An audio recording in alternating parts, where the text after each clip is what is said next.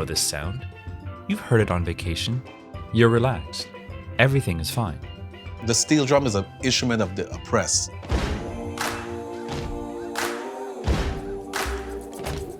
So picture this. You're on a beach. The sand is soft and white.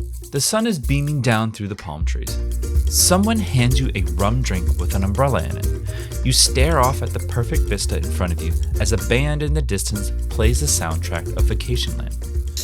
What do you hear? Well, if you're anything like me, you probably hear some steel drums, or, as the locals call them, steel pans. The steel drum is so thoroughly associated with tropical vacation that most people never stop to ask, where did this actually come from? When you have people that want to celebrate and are lively, they are oppressed, the steel drum is an instrument of the oppressed. The steel drum is the only acoustic instrument invented in the 20th century. And the story of how it got here is unlike any other instrument on Earth. The islands of Trinidad and Tobago were first settled almost 7,000 years ago. Actually, one of the first Caribbean islands to be settled. The Spanish arrived around 1500 and they held it for a few years until the Dutch took hold. Then the British, then the French. In fact, the island of Tobago went back and forth 31 times before 1814. Meanwhile, the British grabbed Trinidad in 1797 and held it until the 1960s. And like all the islands in the Caribbean, Trinidad and Tobago was also home to many enslaved African people. And like all the islands in the Caribbean, they're a huge blend of cultures. And one place you see this blend is in Carnival. And if you're not familiar, Carnival is a Catholic festival that is held right before Lent, when traditionally people give things up. So, before you give up things like meat or drinking or music, you celebrate like crazy with Carnival. People in Europe have been celebrating versions of Carnival for a very long time. But there's nothing like Carnival in the Caribbean. There's no carnival without steel pan. There's no carnival without steel pan. Carnival goes back to slavery. When the French immigrants came to the island of Trinidad, they brought with them their traditions, their masquerade balls. Going back to slavery, there were slaves that actually worked in the homes. And there were slaves that were not permitted, they stayed in their quarters. And when they had these masquerade balls, they would greet each other. They would wear these extravagant outfits and they would put masks in front of their face and greet each other and so forth. So the slaves that worked in those homes would see what they were doing, and then later on when they went back to their quarters, they would create their own costumes and mimic what they saw. When they were free, they brought these celebrations out into the open. And of course, the upper class was horrified because it was unbeknownst to them that these freed slaves now, or freedmen, were actually having these celebrations. So that was the first form of carnival.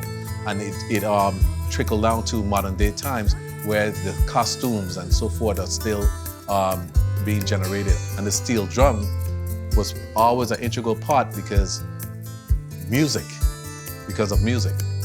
Calypso, soca, all that stuff. Most times when people think about going to the Caribbean and stuff, they think about the Yellow Bird and the Harry Belafonte Jamaica Farewell and that type of stuff. But that's not really the Calypso I'm talking about. At first, it poked fun of the upper class. It made fun of the upper class. Like I said, if something happened, maybe the governor fell down the stairs, they would make a song about that. Calypso was protest dressed up as music, a subversion you could dance to. Well, at first, Calypso was sung by people that were accompanied by traditional African drums. But after a violent carnival in 1881, the government banned drums. So the Tambu Bamboo bands came about. They were bands that took bamboo shoots and strike it in a rhythmic pattern. And sometimes they would strike them on the ground too. The problem with that is it was affiliated with gangs. Fights would break out. They would start using the bamboo sticks on each other, and some of them were hollowed, and they would hide machetes inside. And then they put a ban to the Tambu Bamboo bands. After the Tambu Bamboo bands were banned, they raided the junkyards for any scrap of metal that they could find. So no drums, no Tambu Bamboo. A bunch of people walking around playing rhythms on actual brake drums for cars. And the story goes that one day, a young man named Winston Spree Simon wanted to join a carnival parade, but didn't have an instrument. He saw his mother's washpan and thought, maybe I could play that like a drum. He went to her and asked her to borrow the wash band so he could celebrate with his friends, and she told him no. And he keep begging, you know, kids beg, and she said nope, and she left. But he figured that, hey, I can pour it out, I can use the wash band and have it back in time so she wouldn't notice that it was gone. So he did that, and he went out in the streets with his friends, and he was playing it like a bass drum. And after a while, the flat surface of the wash pan was no longer flat anymore. It was concave.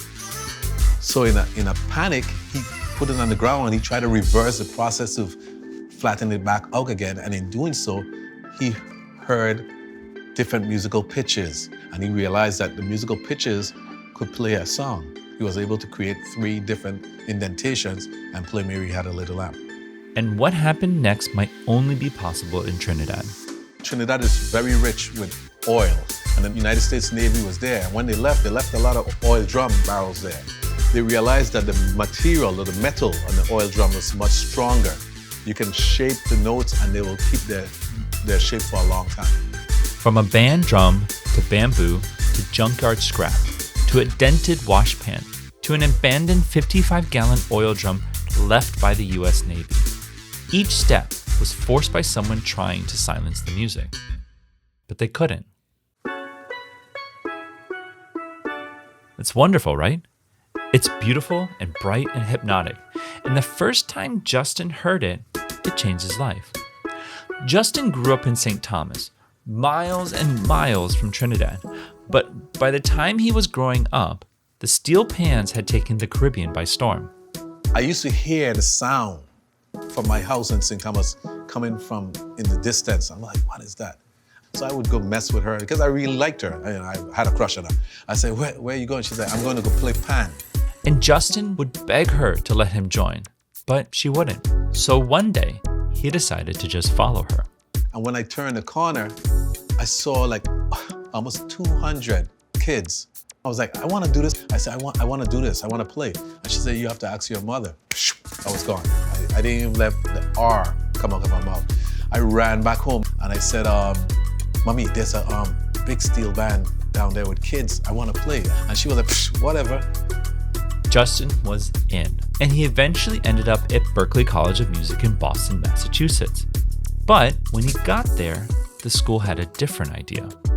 Believe it or not, when I came to Massachusetts to attend Berklee College of Music, and they told me I couldn't major on it because it wasn't conventional. That was in 1989. Guess what? Steel drums are being taught at Berklee College of Music at this time. They're being taught. So it's now a conventional instrument in the eyes of many. An instrument that had already overcome every ban, every confiscation, every attempt to silence it. And now a music school was telling Justin it wasn't serious. Well, he plays it anyway.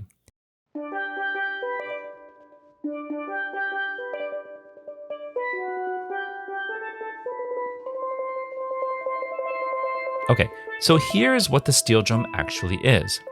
It's the only acoustical instrument invented in the 20th century. Not a variation, not a regional adaptation of something else. A completely original instrument, born in the 20th century from nothing, from junk, from an accidental dent in a wash pan. Our music is happy music. The steel band represents happy people.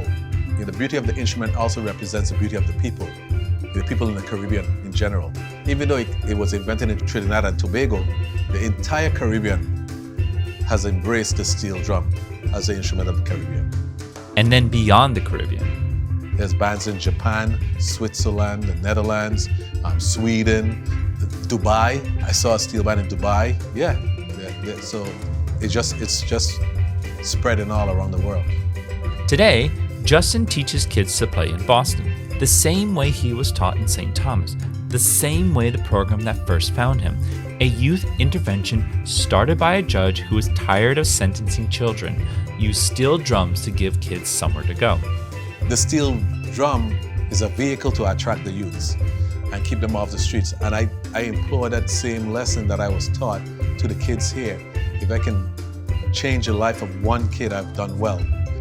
That phrase echoes back through the entire history of this instrument. The colonizers banned the drums from making trouble, the police banned the bamboo, and somewhere in the middle of all of it, someone dented a washpan and heard music. So the melting pot of the islands is always expressed in the music that you hear when you go there. Every time the music was silenced, someone found a way to make it louder. Every time the instrument was confiscated, someone found a new one in the junkyard. They turned the drum band into Calypso. They turned Calypso into Carnival. And they turned a dented washpan into the only new acoustic instrument the 20th century produced. The happiness you hear in a steel drum, the lightness, the shimmer, that's not coincidence. That's not beach music. The steel drum encompasses the embodiment of the sons of free slaves. You know, the melting pot, the different cultures. The music you hear in a steel drum, the way it's played, the way it's arranged for, embodies all of those cultures. Justin Petty is a professor and department chair at Roxbury Community College and a professional steel pan musician based in Boston, Massachusetts. He has been playing since 1984.